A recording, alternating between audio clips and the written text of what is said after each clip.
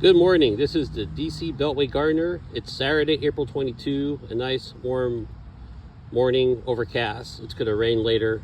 It gives me a break from having the water. But I just thought I'd catch you up on what's going on in the garden, see what's growing, what's harvesting. This kale that I planted under row covers in this box right here, it's going gangbusters. It's ready, but it's also going to seed. When you see these flowers, I try to cut them off as much as possible so they don't bolt as well. They're going to bolt, but essentially I'm just trying to prolong my harvest. What I'm going to have to do is replace these plants once they decide it's over for them, just like this Brussels sprout that I just let flower because it's nice and yellow. But I've got some backup plants right here. These are the plants that I started in the winter sowing in the milk jugs, right? So I've got some kale and some chard that I can go ahead and do some relay planting in between the big plants. So that's what that term means, is that you could go ahead and start in your small spaces other plants when these are done for good. So maybe I don't know how long I have. It doesn't look very long with these, but some good kale eating. But in the middle, I do have a lot of volunteers this year, right? So there's a potato coming up over here. There's a potato coming up over here. I didn't plant that, it was in the dirt. There's a potato coming up over here from last year.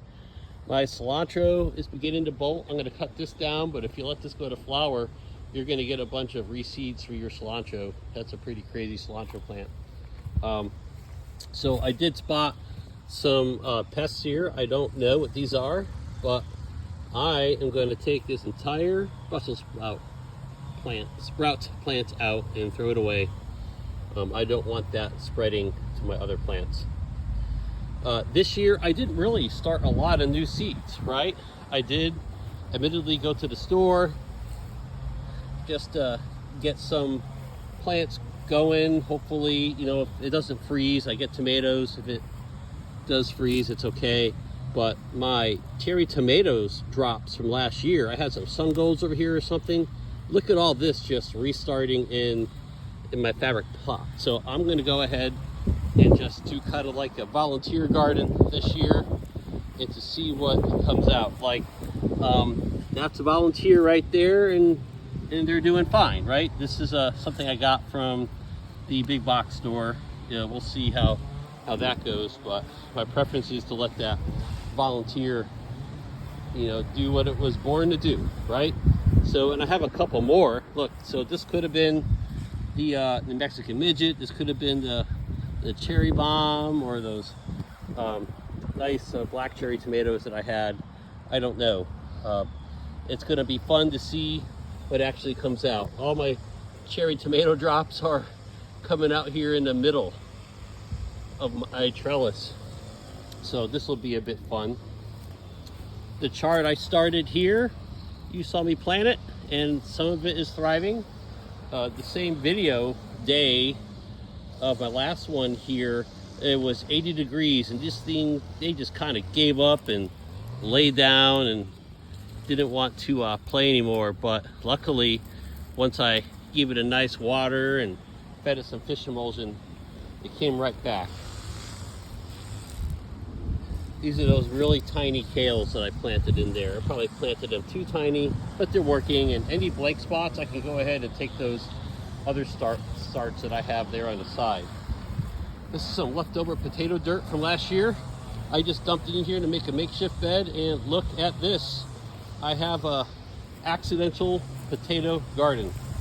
I even transplanted some, maybe they didn't take. Oh, there we go. See that? I got my one tomato, the tiny tomato transplant.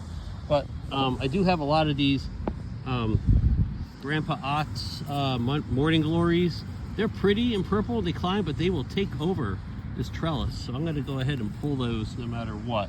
So I do like how they look, but they get so thick you can create a bridge across the street behind me on them.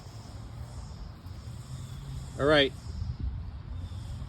Beltway Gardener followers, subscribers, what is this? Let's see in the comments. It's a pop quiz. It's not testable. Don't worry about that. It's just a see how you're doing quiz.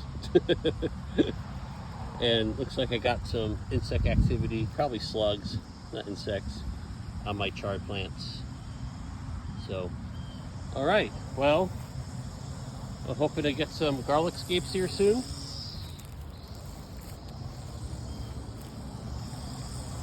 And I could use those. I could saute them and chop them up or make pesto. What do we got here? I think this is a beet. Yep, that's a beet.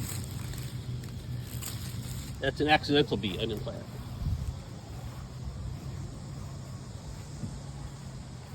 it. My clematis does pretty well in that quarter. It always surprises me every year. I've got my garlic bed coming. I do have some sunflower volunteers that came from seed drops, right? So when I start to thin out the sunflowers from my other bed, I will go ahead and just transplant them over here. We'll go to my other bed. Just bear with me, it's a little bit of a walk for the camera, right? Little garden tour on the way. This is what I'm talking about. So my tulips are gonna die down here. Those are really pretty, but I did plant these sunflowers. These are too close, so I'm probably gonna take these two out carefully and try to plant them in my garlic bed, just for fun, along that fence, right? And so I have, we'll see if that's a sunflower, but that's what these start to look like. I think those are sunflowers because they're in a row. Probably those, I put some short ones here in the back row. That's what these things are. So it's a really, really pretty place for a sunflower bed. For instance, I never want to kill any plant, so I'll thin those out, try to remove them and transplant them. So that's all right. If it works, it works. So that's all for today. That's what's growing in my garden. Please like and subscribe this video. I'll catch you up, maybe every few weeks or so. And I would love to hear what you're doing in your own garden. For now, it's time to make some breakfast. Good day, everyone.